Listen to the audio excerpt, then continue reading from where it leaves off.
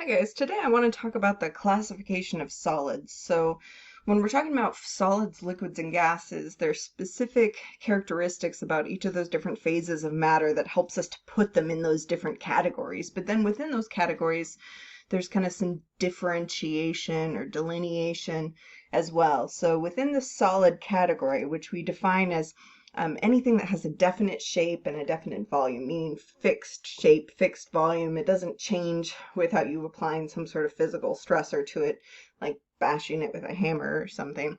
Then the solid, it has tightly packed particles. This is true of all solids. These particles are held together with a specific force. It seems a little bit counterintuitive, actually, that solids exist, because we know that everything is made up of these atoms, which have a positively charged nucleus and a cloud of electrons, in their orbitals around the nucleus. And if we have a bunch of negatively charged electrons, then there's going to be this electrostatic repulsion between any matter. So anytime that anything comes in contact with each other, these negatively charged electrons are going to want to naturally repel. So how do we get things into the solid phase? How do we get things so close together that the particles get tightly packed? Well, there's other forces at play, and these forces are kind of what we focus on when we're classifying them. So what things are holding these molecules or atoms together, and what is it about that attraction or interaction that gives characteristics to that particular solid? So we have 4 different classifications that we use to talk about solids. The first are molecular solids. And molecular solid is just a solid phase of a molecular compound. And so, of course, molecular compounds are, non-metal with non-metal, covalent bonds. So that would be something like, for example, carbon dioxide in the solid phase, which is dry ice. So maybe you've played around with some dry ice in your life. Hopefully you have. It's a lot of fun to play around with. And so if we have a bunch of carbon dioxide molecules and we have them in the solid phase, it's a solid. We usually think of carbon dioxide as a gas, but that solid form of that molecular compound is a molecular solid. And the way that those carbon dioxide molecules are held together is through intermolecular forces. We know that carbon dioxide is nonpolar, so it's really dispersion forces. Those London dispersion or van der Waals forces that are holding them together. So that's the only intermolecular force that's present in carbon dioxide, and so that's what's helping to hold those carbon dioxide molecules together. You can maybe surmise then that because it's such a weak interaction, there's not a lot holding it in place. So that's one of the reasons that it sublimates as easily as it does, because it's not a lot of a huge attractive force there. Another example would be water. Water in the solid phase, which of course we just think about as ice. And if you've seen some of my other videos, or if you've done some research on water, one of the cool things about it is there's a number of different solid phases. So there's a number of different allotropes of water. There's something like 14 different solid forms of ice. And the water molecules will form in specific ways as the water freezes. And because of the different intermolecular forces in water, we know that it's polar. We know there's hydrogen bonding. We have dipole-dipole. And because it's in everything, we also have those dispersion forces. So there's a strong attraction between water molecules. And actually, when water molecules form solids, they actually will form in such a way to where if we have a couple water molecules here, then we know that this side of my water molecule has because of the hydrogen, has a slight positive charge. My oxygen has a slight negative charge. So there's this kind of attraction between these guys. And as they start to freeze, they're going to arrange themselves in such a way to where those attractions are maximized. And the way that water molecules do this is in a form that is somewhat hexagonal.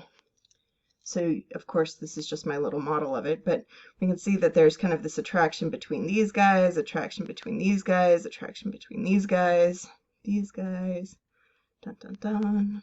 So that partial positive from my hydrogens, the partial negative from my oxygens, this attraction between them allows for these hexagonal crystals to form for water. This is why water, when it freezes, if you've ever experienced the snow in the wintertime, then you know that all snowflakes have 6 sides to them. And they have 6 sides because of, on a molecular scale, that's the way the molecules arrange themselves. And this is because of the hydrogen bonding and that really strong dipole-dipole attraction between those water molecules. Okay, so that's molecular solids. Take away my water molecules here.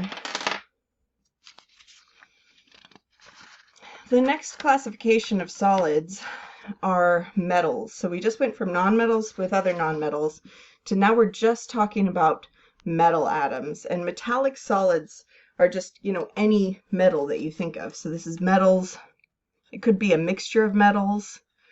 A mixture of metals is called an alloy. So we could have, you know, a mixture of metals or just any individual metal. So if I'm talking about solid iron, for example, or gold, anything that is a metal on the periodic table, which is like over 75% of the elements, does this kind of metallic bonding.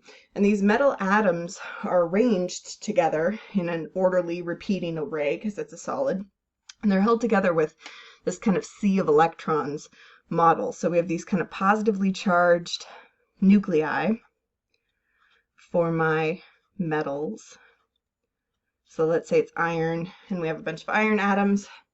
The outermost electrons there on my metals, on my iron, are pretty free to move around because of this positively charged array and because of how electropositive metals are. Electropositive, which means that they like to give up electrons pretty easily, as opposed to electronegative, which means they're really greedy and like to pull away electrons from other things.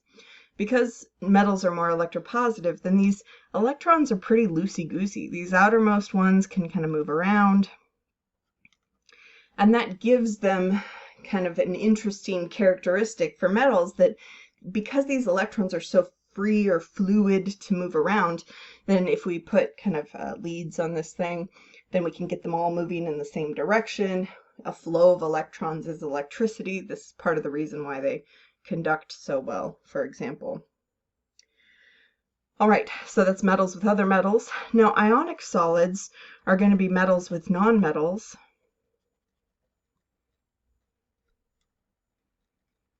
Because they're just ionic compounds. So ionic compounds are cations, which are positively charged, and anions, which are negatively charged, and they're held together because of the attraction between those opposite charges.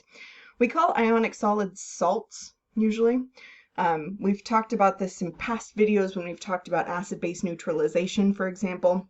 When you react together an acid and a base, you form water and a salt, and that salt is just any ionic compound. The cation is always metal because they're electropositive, so they like to lose electrons, giving the positively charged cations.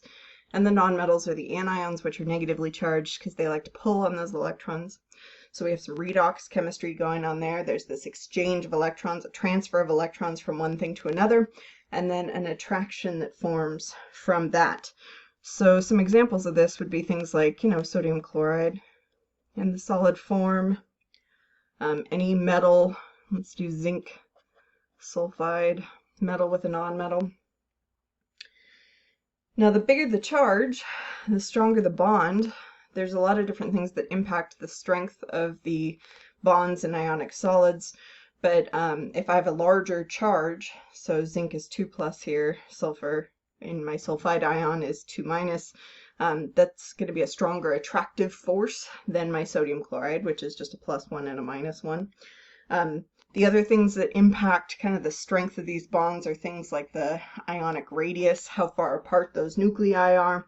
That's going to impact the strength and how well these things are sticking together.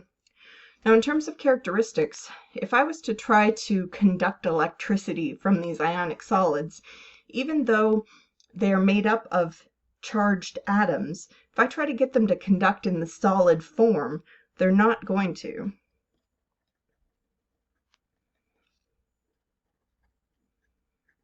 So picture trying to conduct electricity through a pile of table salt, for example, right? It's not going to work out very well, even though it's made up of charged particles. But as soon as I make that thing liquid, that liquid will conduct electricity quite well. And as soon as you put it in solution, then you make it an electrolyte solution, and that conducts quite well as well. So kind of depending on its solubility and depending on its melting points, you can get these things to conduct, but they are non-conductive in the solid form. Now, if you wanted to make these things liquid, you have to increase the temperature a lot. You need a lot of energy. Lots of energy to melt. So it's easy, if we're thinking table salt, for example, it's easy to dissolve table salt in water, right? That happens really quickly. The salt sort of disappears, in air quotes there, in the water because of the water surrounding it. But if I was trying to melt salt, that would take a lot of energy, you know, something on the order of thousands of degrees Celsius in order to get these things to melt. And in that liquid form, as it is molten salts, then you can get it to conduct in that form, which is kind of wacky. But part of the reason it takes so much energy is this is a chemical bond, right? Ionic solids are held together in a chemical way because of this attraction between opposite charges.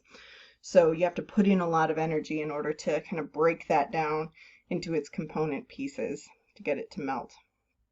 Much more so with things like molecular solids, because you're just holding those together with intermolecular forces. But because this is a chemical bond, it takes more energy to melt it as opposed to something like ice. All right, the last classification of solids are called covalent array or covalent network or network array, some combination of these three words as a solid. And these are really more, there's not a lot of things that do this. One of the primary examples we use is carbon, because it's atoms that are covalently bonded together in a solid array. And so we know that carbon has two different solid forms that are naturally occurring, graphite and diamond.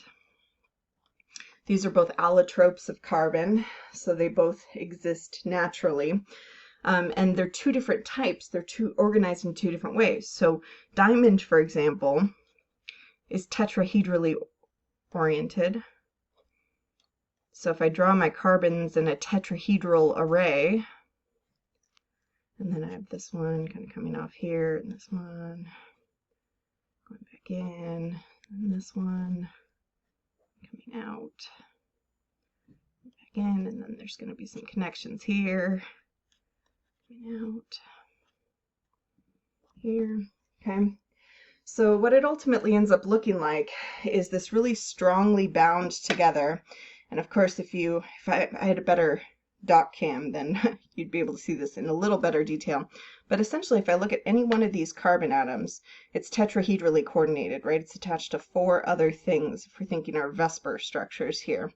So that's a really strong network of carbons. There's a lot of stability there.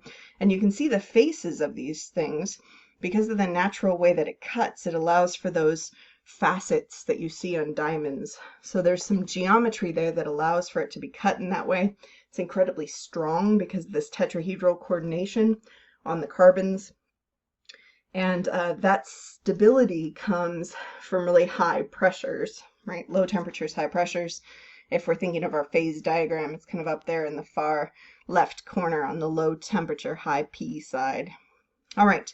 If we're comparing this to graphite, graphite actually has hexagonal coordination and is in these kinds of sheets. So that's why your graphite sloughs off of your pencil so well, and it gives you a structure that looks more like this.